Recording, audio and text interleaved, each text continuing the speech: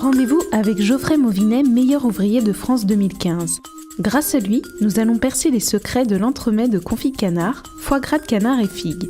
Un plat aux couleurs de son sud-ouest natal et à la présentation très fashion. Geoffrey, c'est quoi la philosophie de cette recette? La philosophie de cette recette a été inspirée d'une pâtisserie sucrée que moi j'ai transformée en entremets salé de façon à créer une recette MOF.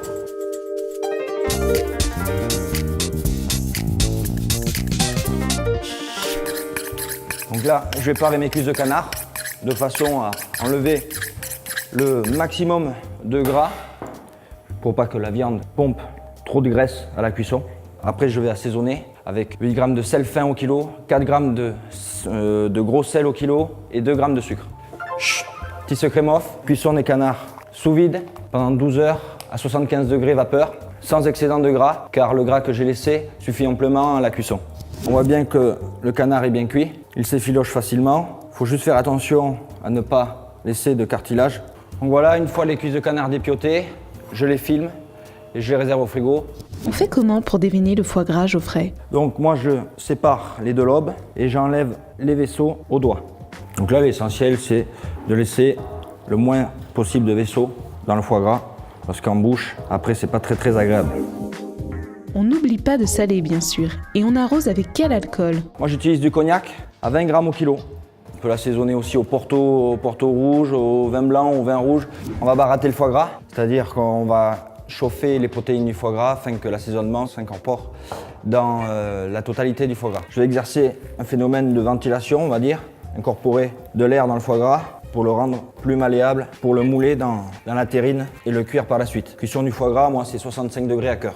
Une fois le foie gras moulé en terrine, filmé, mis sous vide, je vais pouvoir le mettre au four en vapeur et donc, comme j'ai dit, cuisson à 65 degrés à cœur.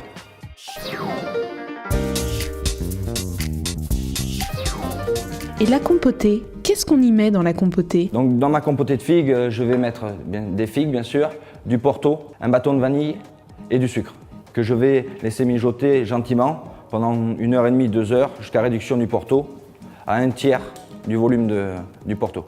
Voilà, ma compotée de figues a bien mijoté, le porto a bien réduit et est devenu sirupeux. Maintenant je vais le mixer. Bien penser à enlever la gousse de vanille.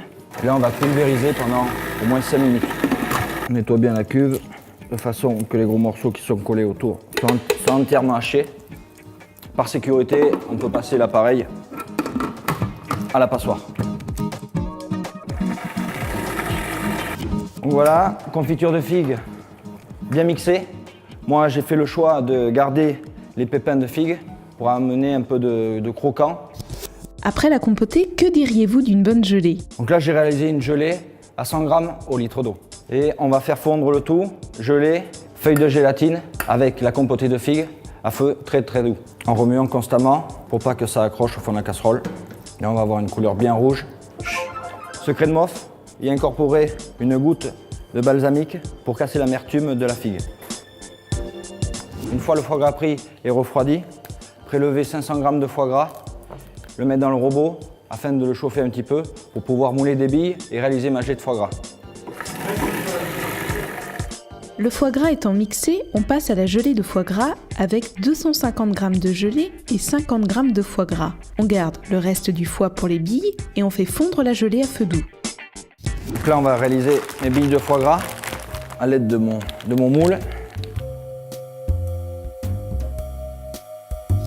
Après avoir laissé mes billes de foie gras bien durcir en cellule ou au congélateur, on va les glacer avec la gelée de figue. On prend la bille, on plante dans le pic en bois et on trempe plusieurs fois la bille de façon que ma bille soit bien enrobée de gelée de figue.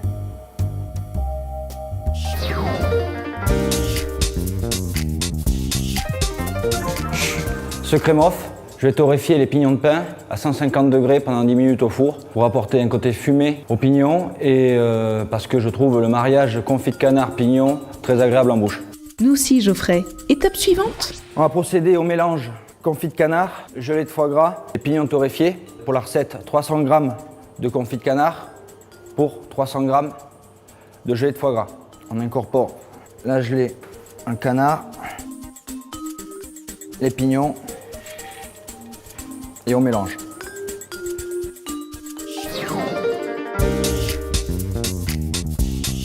Couler une légère couche de gelée au fond du moule et après on va laisser cailler au frigo pendant 15-20 minutes. Voilà, ma gelée de foie gras très fine a prise au frigo. Par précaution, disposer un film à l'intérieur du moule pour éviter une perte de gelée trop importante. Ça commence à prendre forme tout ça.